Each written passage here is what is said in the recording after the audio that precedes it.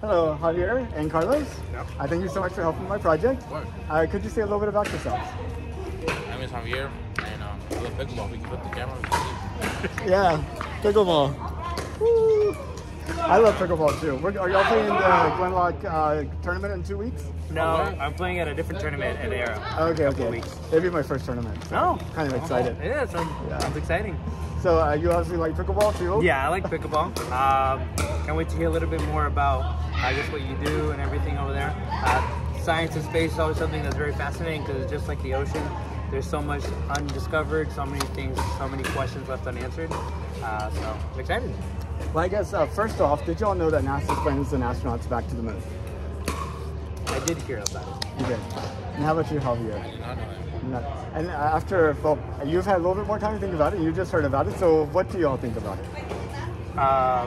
I think it's been some time since they've sent anyone back up to the moon, right? 1972. Yeah, that's like 52 years. Yeah, because I just watched a video about it not too long ago, about how long it's been.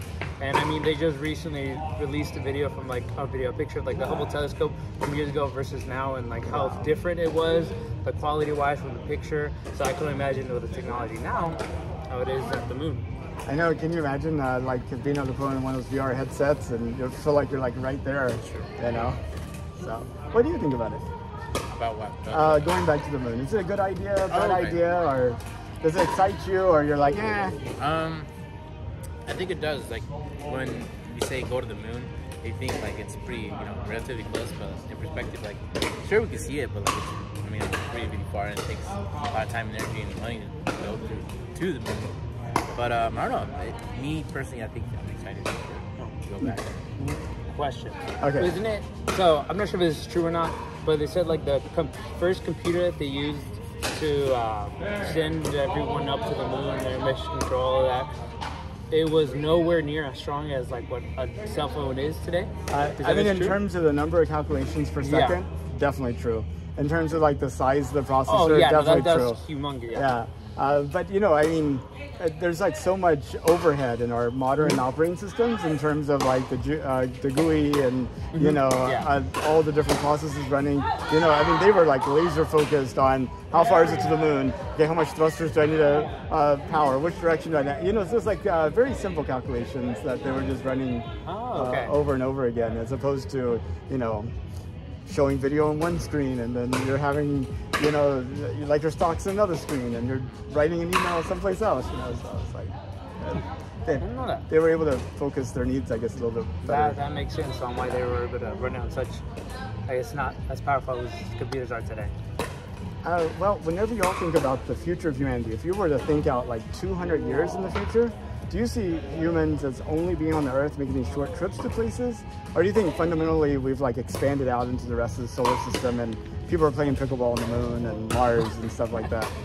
I would say, this is probably silly basing things off movies because they're fiction. But, sure. I don't know, maybe having a vessel that big to transfer so many people, I would think it'd be I don't know, some in trips, not in 5, or maybe more than that. But in 200 years, I would say, I don't know, I would say no. Because think about 200 years ago, we didn't have the light bulb. Yeah. We didn't have electricity. There was no recording of sound. The first recording of human sound was in 1880 something. Mm-hmm. The population of the world was, probably less than 1 billion. Now we have 8 billion people, and those billion people, most of them were just trying to feed themselves. They were.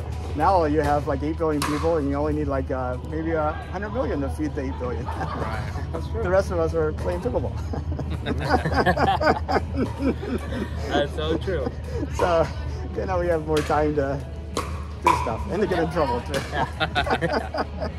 Yeah. Well, if you could, would you take a trip to space? Definitely. Totally? Yeah, no doubt about it. How far would you go? I'll give you some options. How about to orbit? Just maybe a couple of days in orbit, to the moon and back in a week, or how about immigrating to a city on Mars? See, when I think of immigrating to a city on Mars, I think of the movie The Martian. Okay. With more people. Yeah, you won't be by yourself. Then I think of how he had planted his potatoes with his own fertilizer. I know. I mean, So, it definitely will be yeah. a closed loop system. Yeah. I mean, on the International Space Station, they say today's P is tomorrow's T. I was just saying that. But if I could, maybe maybe the space station. I start off small just because I feel like I'd be super confident, but once I'm like on the way, I'd be terrified. Yeah, I mean, you know, small time investment. I mean, if it don't work out, you're like, it's like that roller coaster ride that you were all excited and then you got on. You're just like, I have to close my eyes for 2 minutes and I'll be back. Yeah. How about you? I would say just go bigger, go home. Because like I would say Mars, because that'd take what, like I don't know, months or it'd take like I think it's 8 months. But yeah, 5 to 8 months to get there, and you can only go back and forth every 2 years because of the way the planets align. So you would be stuck there for a while you're waiting for the planets to get back aligned. Like close 32 months? No, 40 months? 40 months? Something like that, the round trip. How close do you think we're close to like, what's it called, like when they go to sleep? Oh yeah, that like hibernation or suspended animation. I mean, I don't know. Bears do it every winter, I guess, but high schoolers do it all summer. But doing it for that long, I don't know. Yeah. I would say I'll do that only if I can go through suspended animation. Okay, 8 months.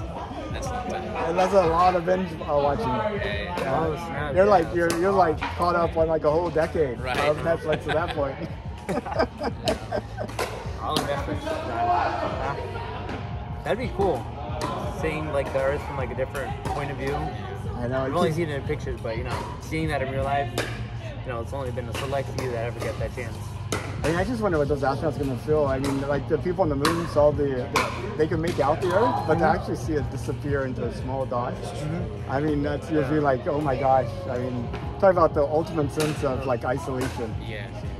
So, is the gravity stronger on Mars or? It's 1/3 Earth's gravity. Okay, so it's because weaker. it's 1/3 Earth gravity, because of what is it? Einstein's theory or relativity, time would also pass by slower on there for a person. I think it's higher the gravity, the slower time. Right? Yeah, but the lower the gravity, I mean, of course, between the two, you know, you're getting farther away from the Earth, less Earth gravity, and then I don't think it'd be measurable actually, the time difference. Oh yeah, because I guess it bends at different speeds. And it's just like not too much, but.